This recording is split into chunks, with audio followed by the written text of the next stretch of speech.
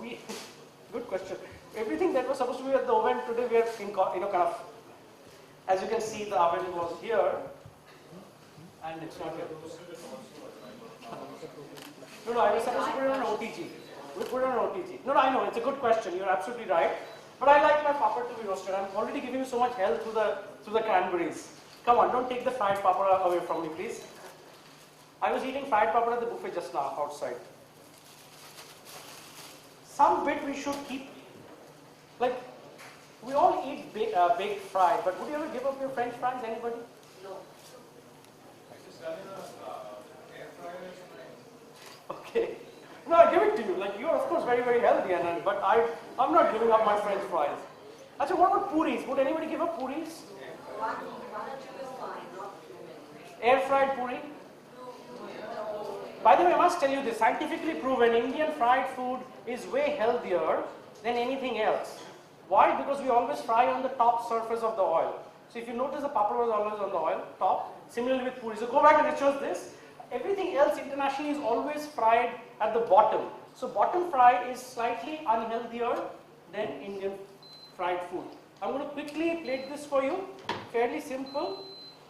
Chef, are you using the sweet cranberries? Ma'am, I've used both the sweet and the tart because I want a balance of the sweet sourness. As we discussed also in the previous forum, we're constantly talking about, fantastic chef, thank you.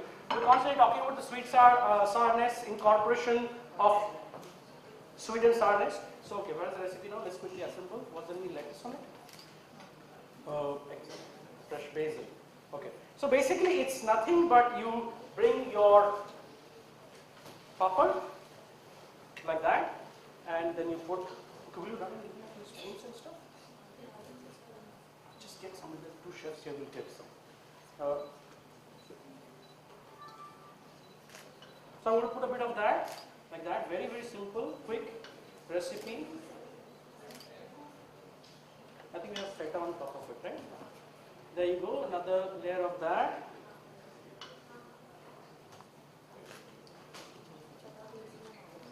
Basil, I've chopped up everything, so there's nothing left now. Very good. So the second layer of construction goes on top.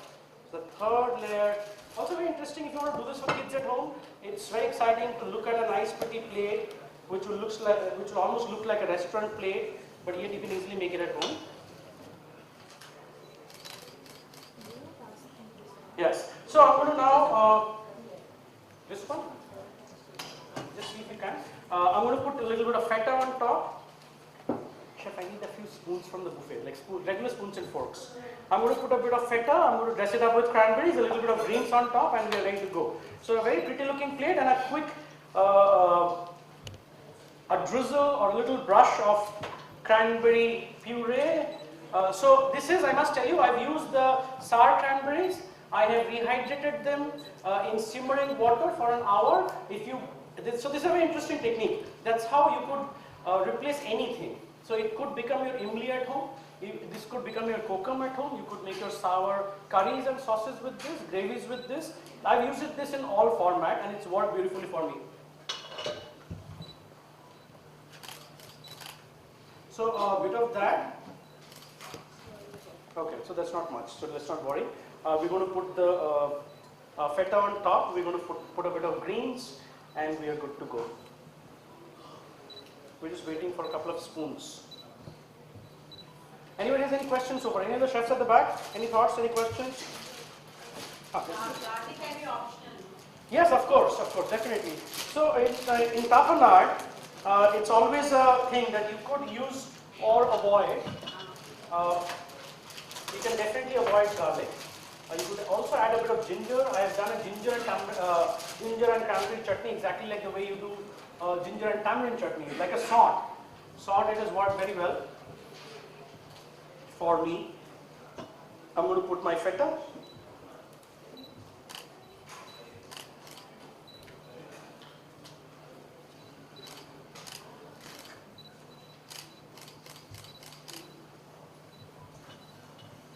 And I'm going to do a bit of the red cranberries. We've been talking about the color all day long.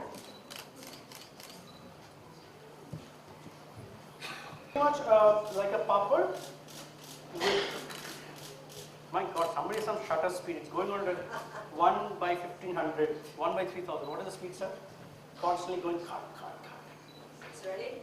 Yes. So that's the first plate, which is primarily using both the variants of Cranberries.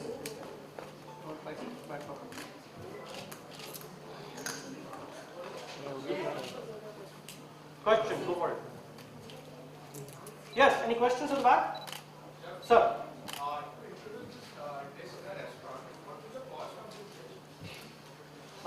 Good question. You want a sale price to be suggested, or you want a cost price? Cost price? Okay, so Cranberries are coming at different prices. Is Keith or anybody here from the? What is the current price? The SAR and the. We can move the. Go for it. So what is the price? So I said it really depends on the customer. If the customer needs a few grams, a few kilograms, then what's the price from the upward of 500 rupees a kilogram. 1,000 a kilogram? Between 500 and 1,000. But if the demand is higher, then the price of course. So 1,000 a kilogram, we've used about 50 grams of Cranberries on this particular recipe. So that's what? 50 rupees. Rest of it would be just the papad. It doesn't really cost much. Bit of feta cheese. You could do feta, you could do crumbled paneer, you could do any other cheese. If you like your Amul or home cheeses, you could use that. My assumption would be not less than 85-90 rupees for the plate. So you could easily sell it under 300 rupees as a nice snack plate. You could also do a construction like that, you know, sidewise. So I have this slate. I'm going to use it for the next recipe. So if you have a slate like that, you could also do a stack like that. Like I've done like a vertical, you could go horizontal. That will also give you a nice one. Okay, we ready for the next recipe? Anybody has any questions, or we can come back and take questions for the next recipe again, as in this recipe again. Next recipe is again very simple. I hope you've all got a printout. If you want to give it to the chefs to try at the back, just quickly run and give them if they want to try it. Okay. Will you run and get me another bottle of cranberry? Do you have a cranberry juice bottle here? I need a slightly bigger one.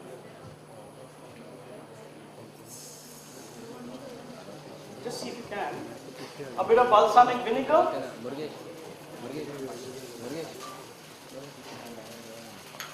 So pears, of course, we also are promoting pears from US.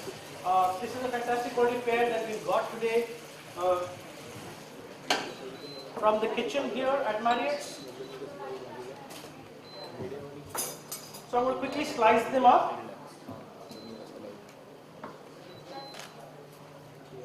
Yeah.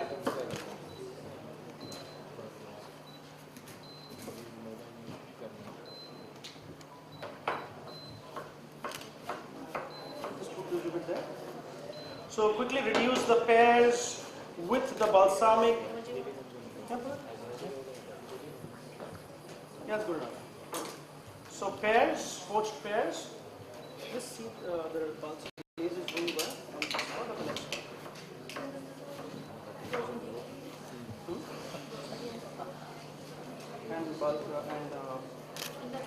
And we'll put cranberry paste, right? So what is it called?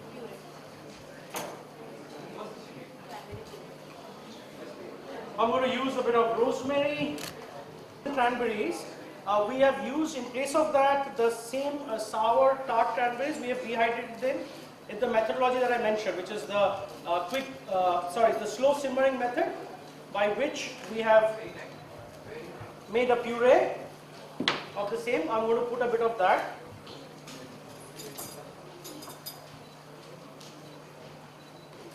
So can anybody see this? I don't know if you can focus on this one, please. If the camera can focus on that. So see the consistency is almost like a ketchup, imli, salt. Can everybody see it? Yes. Okay. So very smooth. So that's it, as simple as that. I'm just mixing it with my pears. I'm ready with my cranberry, rosemary. I'll put a dash of salt actually also.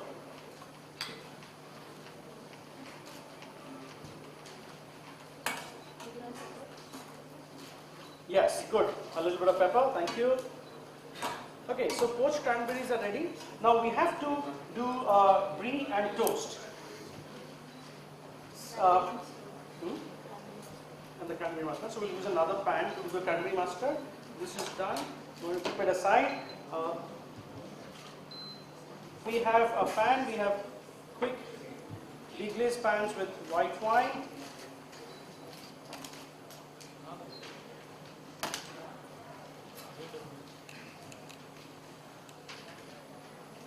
Bit of the cranberries.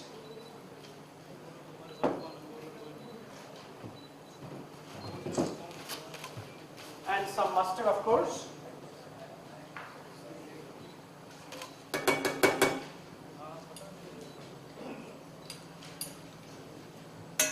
So you can also see it's very versatile. We are using it different components. We used it for an appetizer, which was the nachni stack. Now I'm doing a nice European bistro style baked brie in breads with the cranberry mustard sauce. So it also kind of incorporates itself in different ways. So we take it off from this section. Can be just take a tray and take it out,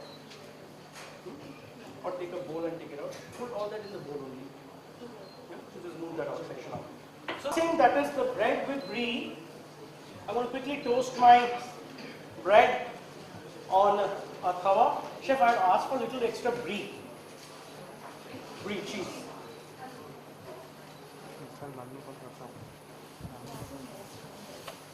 Yeah, that's only that much is there. You could get a little more. Okay, any thoughts or questions so far on the combination of combining mustard and cranberry, or cranberry with olives? Oh, we've got a little extra piece. Cranberries and olives. You thought it was a good idea? Thank you so much. So since last year, since I've started working with US Cranberries, it's been a beautiful journey. I'm constantly thinking which are the ways of incorporating cranberry into our food or our diet. So it was easy last year. It got difficult this year because it was the first year and the expectation was low, and this year we're doing again interesting dishes. So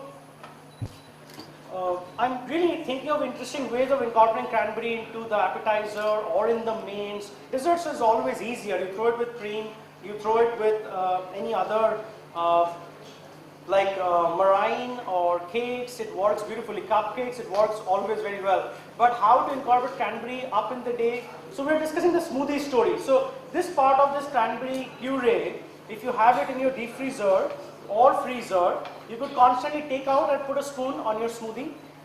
Put a spoon and make a chutney. If you're making a dosa or a dhokla or something like that at home in the morning for breakfast, you could use that as an idli ka chutney. I've used it and works beautifully with steamed idlis as well. So this puree is like magic. Rehydrate your cranberries, puree it, keep it in the deep freezer or otherwise. So dry it out in the oven is my method. We also bake soft meringue and put them on top of desserts, but this one is like a quick method. So this is, I'm just going to keep it away thinking there is the oven. Okay? Yes, good question, right? We're trying to raise something, so you can use air. So egg white, beating egg white is incorporating air. That's mechanical raising. What is chemical raising? Anybody? Escape. So it will not really have any effect on the final product.